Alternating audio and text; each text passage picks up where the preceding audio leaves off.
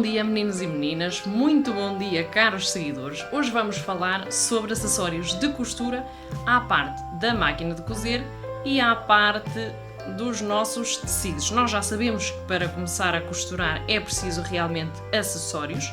Vou-vos falar um bocadinho resumidamente dos acessórios que podemos ter no nosso espaço e que devemos ter para começar. Atenção que há realmente aqui vários níveis de materiais, materiais profissionais, materiais semi-profissionais e materiais regulares, aqueles que nós conseguimos encontrar em toda a parte. As escalas são diferentes, os tamanhos são realmente diferentes, os preços são diferentes e por isso nós vamos mostrar aquilo que é acessível a toda a população ou a grande maioria dela. Vamos então passar a mostrar todos os detalhes, vamos falar sobre esses mesmos detalhes e se por acaso surgirem dúvidas, podem deixar aqui em baixo na caixinha dos comentários ou podem enviar para butterfly_me@hotmail.com ou então para Manualidades Cátia Caldas no Facebook e no Instagram e eu estarei disponível para responder. Vamos então passar a apresentar aquilo que devemos ter no nosso espaço se vamos costurar.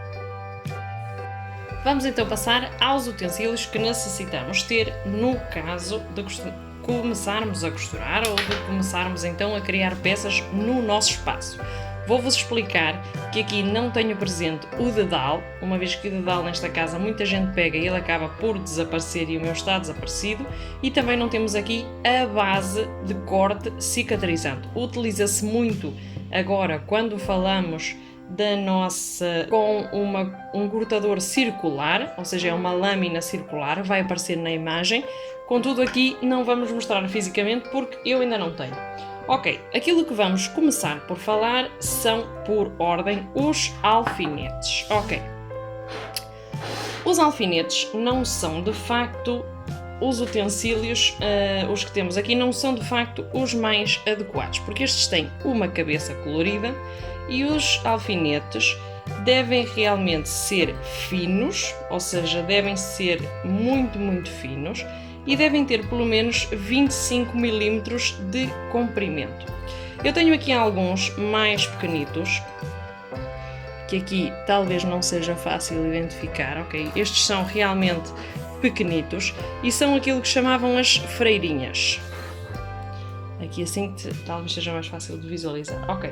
Estes que nós temos aqui são então chamados as freirinhas e estes são utilizados para marcações, para colocação de preços, mas não são realmente muito efetivos na hora de fazer as marcações de peças, no caso de unir, ou seja, quando enfrentamos as peças e temos que levar à máquina da costura, estes não são de facto os mais indicados. Estes de ponta não são realmente os profissionais, são os de uso básico, são encontrados em qualquer mercearia, em qualquer retrosaria, mercearia é aqui em Espanha. Portanto, estes não são realmente os profissionais, mas servem, são bastante compridos, normalmente são fininhos e não danificam os tecidos. É por isso que eles devem ser fininhos, para não danificar os tecidos ao fazer o enganche. Precisamos de ter agulhas. As agulhas podem ser de vários tamanhos, ok? Temos aqui, por exemplo, agulhas com diferentes tamanhos para diferentes finalidades, conforme o fio mais grosso, mais grossa deverá ser a nossa agulha. Temos aqui este claro exemplo e temos então aqui as agulhas normais. Os artefactos de marcação, aqui falta-nos uma recortilha, mas eu confesso que também não tenho porque não utilizo. Precisamos de giz e em caso de não gostarmos do giz podemos utilizar as canetas de marcação. Elas desaparecem com o calor, mas há de facto outras formas de fazer a marcação. O giz convém que esteja sempre afiado e convém que seja realmente giz de boa qualidade, porque ao deslizar na peça faz já uma marcação coerente. No caso das nossas marcações, há de várias cores e permite-nos então marcar em tecidos de outra cor. O preto praticamente só com giz branco.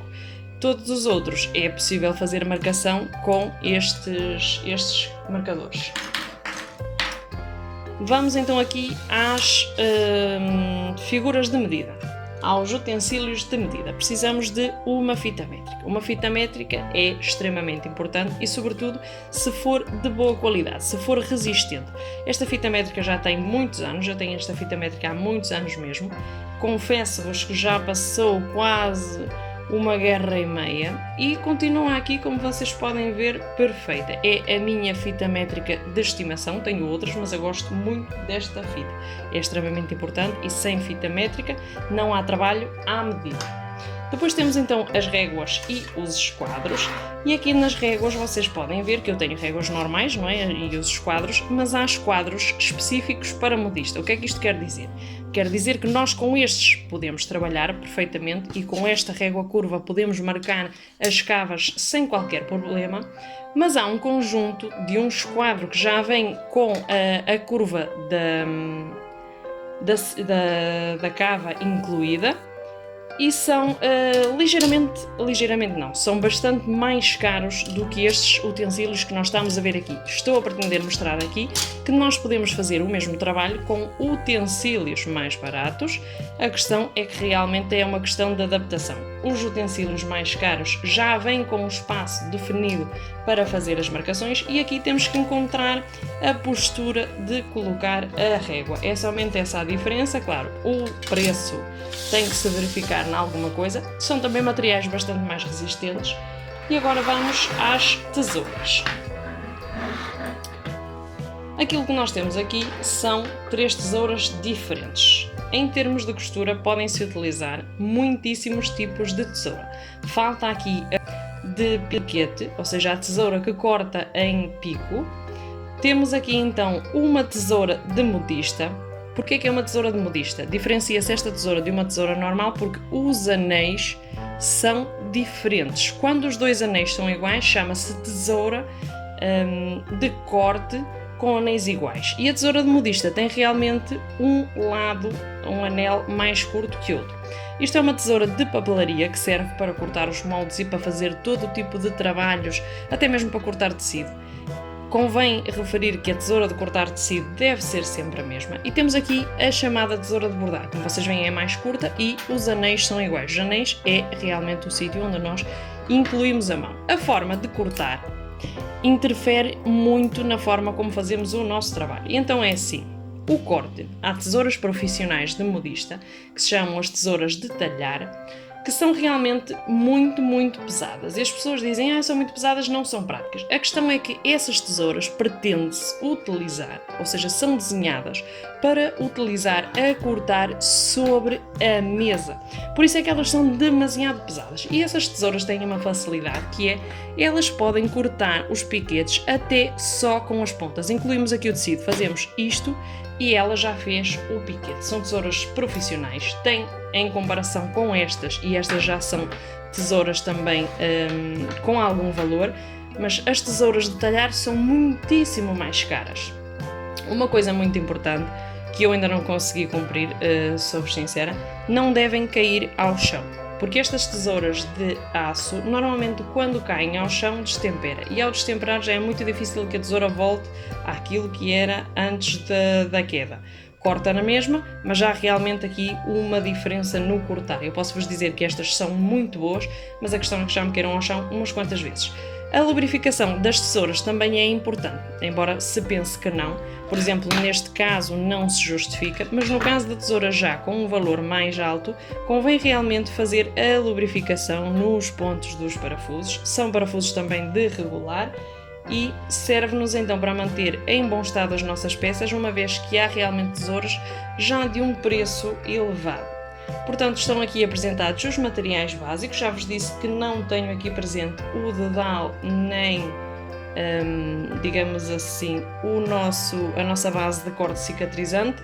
Contudo, os necessários para realmente arrancar uma confecção são estes. Depois, conforme o gosto, maior, menor, mais caro, mais barato, há realmente acessórios de todo o tipo de preços e convém que tenhamos um pratinho para os alfinetes ou um pratinho como este, que já tem aqui os nossos ímãs, onde nós podemos fazer a colocação dos nossos alfinetes sem que nos fujam. Este é personalizado, foi feito aqui, também vai sair um vídeo sobre ele, eu vou-vos mostrar como foi feito, portanto fiquem com esta ideia, que é o que vocês precisam e é aquilo que vocês vão desenvolver realmente se querem costurar. Espero que vos tenha sido muito útil. Já mostramos então aqui os acessórios necessários para arrancar uma confecção, já quer seja pequeninha ou grande, isso depois a quantidade já é uma coisa opcional.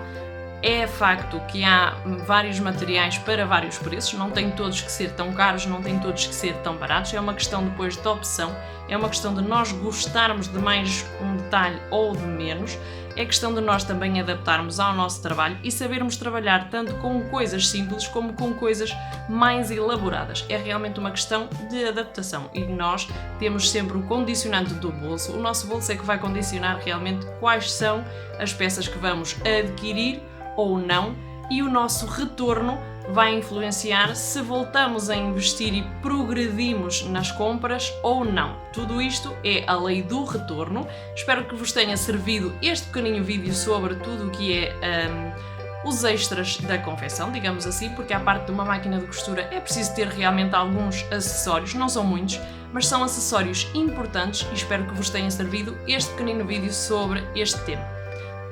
Um beijão enorme, sejam muito felizes e portem-se bem.